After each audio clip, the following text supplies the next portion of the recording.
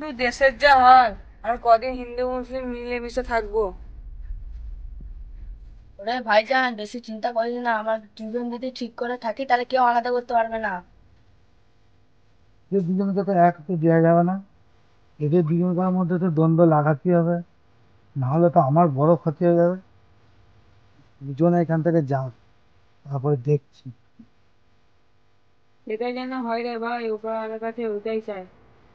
ভাই তাহলে তুই বল, আমার একটু কাজে তুই মিটিয়ে আসি।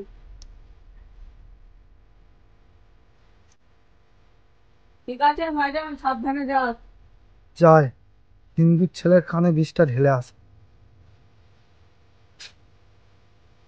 কিরে, তুই জানি না ওটা একটা মুসলিমের ছেলে? ওটা আমাদের শত্রু। সুযোগ পেলে তোরও কিন্তু ক্ষতি করবে, এটা মাথায় রাখিস। কি সব বলো না, ও আবার কি করবে? ও তো আমার ছোটবেলাকার বন্ধু। আমরা ছোটবেলা থেকে একসঙ্গে বড় হয়েছি। তাও একটু চিন্তা ভাবনা করে দেখিস। এই তো কদিন আগেই পাশের রাজ্যে একটা মুসলিমের ছেলে একটা হিন্দুর ছেলেকে পিটিয়ে খুন করলো, তুই কি খবর দেখিস না? খবরে দিয়েছিল। ওই না তো, কিছু শুনিনি। আরে নিজের না ক্ষতি হলে বুঝতে পারবি না, নিজের যখন ক্ষতি হবে তখন বুঝতে পারবি। হ্যাঁ, আর একটা কথা মাথায় রাখিস, মুসলিম কিন্তু আমাদের শত্রু।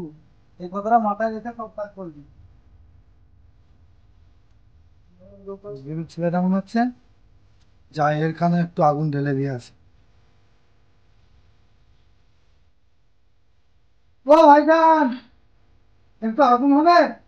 হ্যাঁ ভাই, অবশ্যই হবে, এসে বসো। ওই ভাই দাও। আচ্ছা ভাই, গ্রামের নতুন মনে হচ্ছে। হ্যাঁ ভাই, গ্রামে নতুনই, এই পাশের পাড়াতে আমার আত্মীয় বাড়ি। আর ভাই এসেও কি আর শান্তি আছে? দেশে যা হিন্দু মুসলিমে লেগেছে, একটু মেপে না পা দিয়ে খুন হতে হবে। না ভাই, আমাদের গ্রামে এসব নেই। আমরা হিন্দু মুসলিম সব মিলেমিশে থাকি। হ্যাঁ ভাই, আমাদের এখানে নেই ঠিকই, তো বাইরের খবর কি জানো? একটা মুসলিমের ছেলে একটা হিন্দুর ছেলে প্রিয় বন্ধু ছিল। হিন্দুর ছেলেটা কিছু টাকার জন্য মুসলিমের ছেলেটাকে কুপিয়ে খুন করেছে, শুনেছো কি? ওরা কি ভাই, ঘটনাটা কোথায় ঘটেছে? ভাই সেটা বলতে পারবো না, তবে হিন্দুদের সঙ্গে মেলামেশাটা একটু দেখে শুনে করাটাই ভালো। তখন যে কি করে বসে, একটু সাবধানে থেকো ভাই, মেলামেশাটা একটু কম করলে ভালো হবে।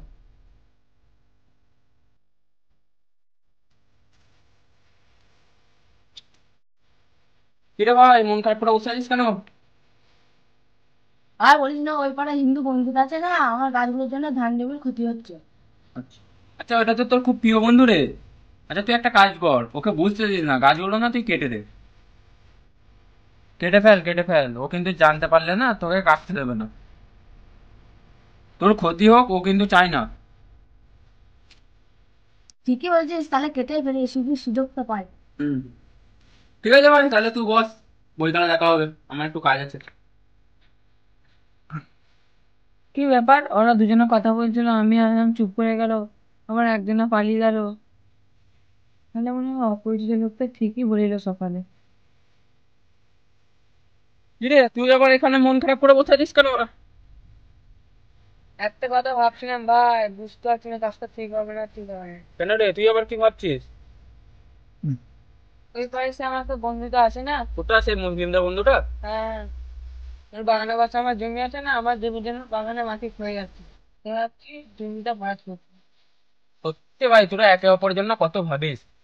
সকালবেলায় ও বলছিল তোর ওর ধানের ক্ষতি হচ্ছে বলে গাছগুলো কেটে দেবে, এখন তুই বলছিস ওর মাটি ক্ষয়ে যাচ্ছে বলে তুই জমিটা ভরাটি করে দিবি। ওরা যেন তোদের বন্ধুত্ব এইভাবেই বজায় রাখে। ভাই পারলে দিয়ে আমায় ক্ষমা করে দিই, আজকে একটা অন্য লোকের কথা শুনে তোকে আমি অনেক ভুল ভেবে যাও।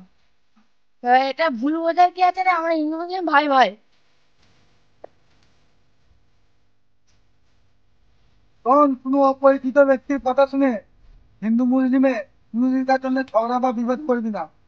কোনোদিন এইটা মাথায় রাখবি, আমরা হিন্দু মুসলিম ভাই ভাই, সকল ভারতীয় আমরা ভাই। আমরা একে অপরের জন্য জীবন দিতে অব্দি রাজি আছি, এটা মাথায় রেখে কাজ করবি। আর লোকের কথা শুনে কোনোদিনকার জন্য নিজেদের মধ্যে ঝগড়া করবি। বন্দে মাতরম। বন্দে মাতরম।